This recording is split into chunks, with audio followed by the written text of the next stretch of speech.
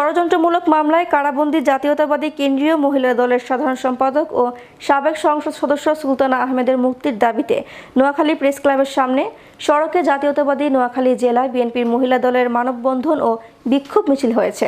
জেলা জাতীয়তাবাদী মহিলা দলের সভাপতি শাহনাজ পারভিন ওরফে ভিপি শাহনাজের সভাপতিত্বে মানববন্ধনের প্রধান অতিথি হিসেবে বক্তব্য রাখেন জেলা বিএনপির সভাপতি গোলাম হায়দার বিএসসি।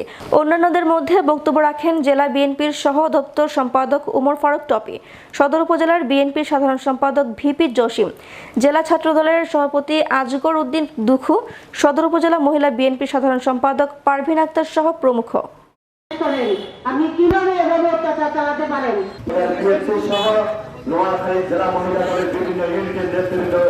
এবং আমাদের বিভিন্ন ইউনিট থেকে আগত নেতৃবৃন্দ বরিশালের বিএনপি মহাসম্মেলন শেষ হওয়ার পরেই বাংলাদেশ জাতীয়তাবাদী মহিলা দল